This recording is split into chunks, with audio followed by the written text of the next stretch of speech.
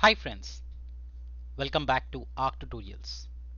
This is Next.js version 15 complete tutorial series for absolute beginners as well as expert developers joining us from previous versions of Next.js. There are a lot of breaking changes, or I would say rather new additions that are made into the new version. So my attempt is to make sure that you learn end to end the new version as well. Today we are going to learn about the folders and the file structure of the Next.js application. Very important because whenever you work on any application, especially based on Next.js, you should know what the files are, what the folders are, and how do you go about working on that particular project. This is part 4 of the series. Let's get started. Before we hit the code and the files, my request is to continue to keep supporting me and my channel. Please do like, share, comment, subscribe on the videos. If you like my work, please do consider buying me a coffee at buymeacoffee.com/arctutorials. This is part 4 of the series. If you haven't checked out the first 3 episodes to get started, make sure you check them out. Let me know if you have any doubts or questions in the comment section. Alright, so this is the notes for folder and file structure. It would be difficult to read. What I will do is I will create running notes for you as I explain you the files and the folder structure. That being said, let's jump right into code. Alright, so I'm bringing up the editor. We have created previously an application called ArcPay, which will be a payment application. An application where users can log in to pay their bills, mobile bill, internet bill, etc. Alright, so let me open a file for you and say Next.js folder and file structure. Alright, so the first and the foremost is that once you create an application, it would create the project folder, right? In our case, it's ArcPay. That's the name of the folder. That's where all the code will sit inside. Now, when you expand ArcPay, you'll see a couple of regular folders called node modules, which is nothing but all the dependencies and the required libraries, right? Required modules and libraries for running the application. Now you can see the details of this particular thing in an important file called package.json. Okay, that's the most important file because that's where your configuration, all your details will be there. The name of the application, the version, the scripts are nothing but whatever script we will run it in the terminal. So to start the application, we will write npm run dev. To build, we will write npm run build, start, and lint. There are some dependencies. This is a basic skeleton application, so it just has 3 dependencies: React, React DOM, and Next. There are some dev dependencies, which means these are required for to build the application but need not to be in the actual output or the prod environment. Those are called dev dependencies. You can see all of this, and you can see the same setup in node modules. Those are all the required dependencies that will be pulled into.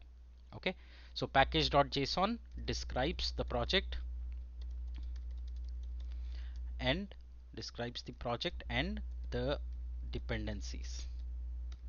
Okay, those are the ones. So when you want to add a new package library, you can add it here, or do npm install, it will be added here.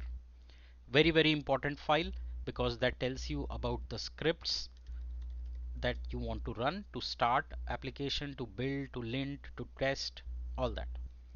The next important file that you would see is called nextconfig.js. This is an extremely important file for you because this would tell you the details that you want to configure, especially when you're running a build pipeline or compiling or transpiling and all that.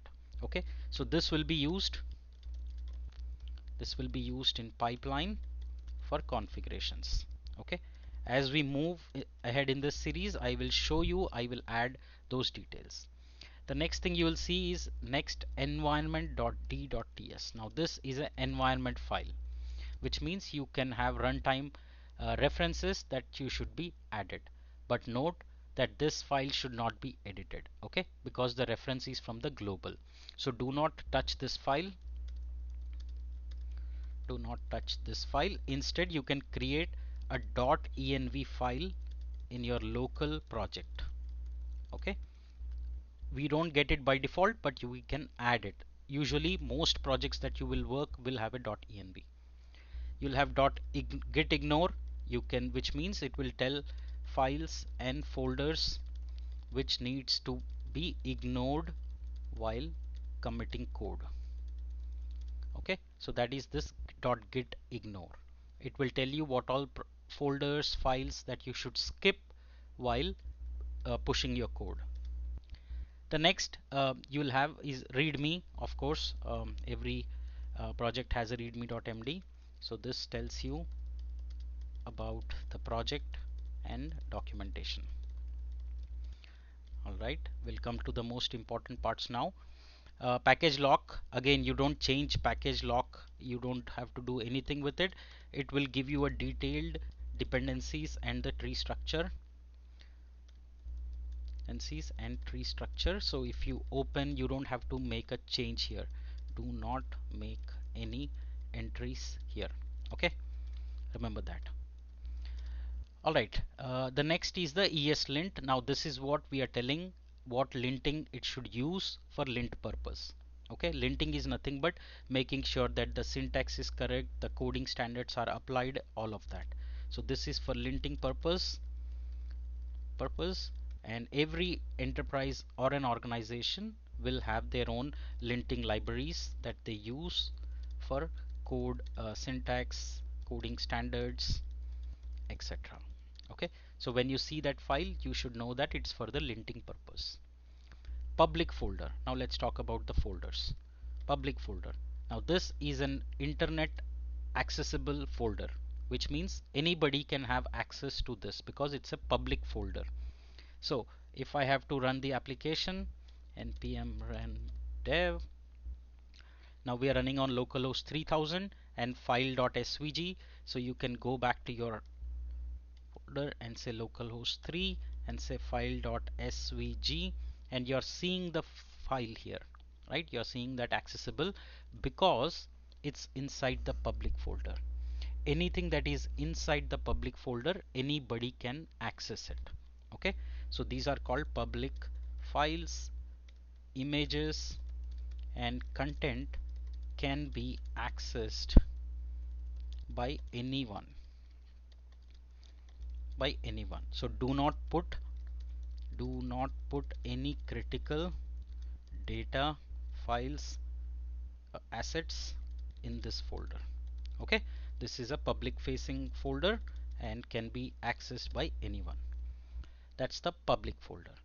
You will have .next, which is nothing but this is what is required by the Next.js framework. Okay, the .next folder is the setup of Next.js framework itself. Again, you will not make any changes here. Will not make any changes here. Okay,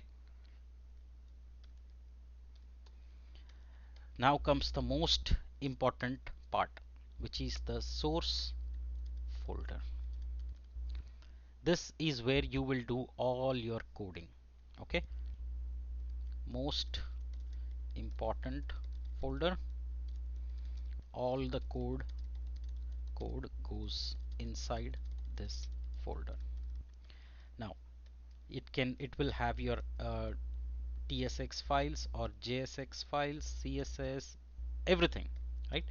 Now this can also host other structures like app, right? It has app. Now it can have other things like say hooks, components, libraries, APIs, etc. Okay, so when you work on a existing project, you may see these folders, but they don't come by default. We will create them as part of the application. Then inside the source folder, you will see a fonts folder. Okay, 13.1, which is fonts folder. Now this is where you will set up your fonts which are applied on your application.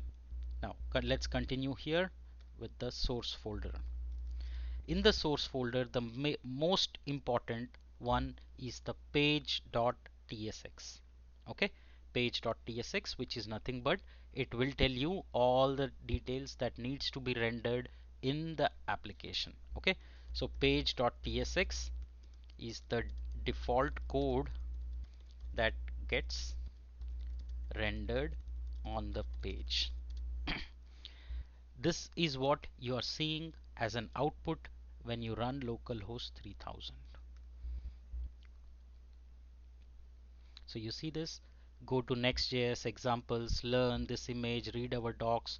All of this is in the page. See here, read our docs, deploy now, changed content, let's say, and save it. And you can see here changed content, right? So this is the default starting of the Next.js. Okay, all the code that you see, default code that gets rendered on page, on home page or index page you can call. Now how is it mapped? That's very important. So go to layout.tsx. Okay, layout, what is layout.tsx? Layout is nothing but a shared component which has all the things. Okay, now if you see the HTML structure is here, HTML body, and children is nothing but that is coming from page, and page is loading it. Okay, we will learn about it as we progress in the series. For now, understand that layout.tsx is where the output of page.tsx goes inside. The output of page.tsx goes into the layout. That's what is getting rendered. Okay, always remember that. And if you see the layout, you're exporting this default function root layout. Now if you search for this one, you would see that there is a index file that gets to every single page. Okay, this is the default one that gets rendered on everything. Okay, and children is nothing but the output that gets displayed. Clear?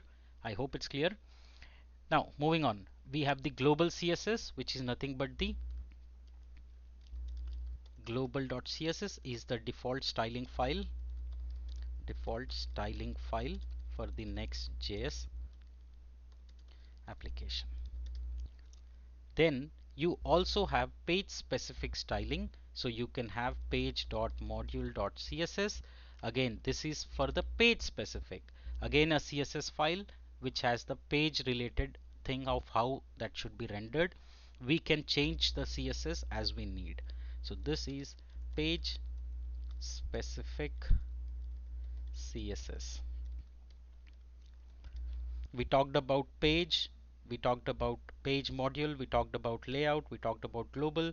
Fav icon is nothing but the one that gets displayed on the browser, right, which is here. You see this small icon here, arrow, that is the fav icon. You can always change it, this one. You can always create your own and change it. Alright, now once you have done this setup, the most important thing that will come to your mind is how does it even know where to get started? Okay, that is because every Next.js will hit a page. Okay, that's the concept. It's page based routing. By default, it's page. So it comes here, it gets rendered in the layout. Remember that flow because we'll be talking about it in the next episode also. So how does the page load and display data? So the answer is Next.js routing is based on files and pages. When you hit the localhost 3000, it comes to the first file which is page.tsx, which sends the content to layout.tsx, and layout is nothing but a common layout that gets displayed here. That's why you see this as an output along with the page thing. Okay, as we move ahead, we'll create the new folders as we require and everything, but this notes what you're seeing is the files and folders for Next.js. I hope it's clear because from the next episode onwards, we will start writing our first route, create our first component, and so on and so forth, building an application. I've tried to do justice, and I've tried to cover everything that you need to kickstart your learning with Next.js applications. Please do hit like, please do share, please do comment, and if you like my work, please do consider buying me a coffee at buymeacoffee.com/arctutorials. Thank you so much for joining in this episode. Continue your learning with me and master Next.js. Thank you so much for joining. See you in the next episode.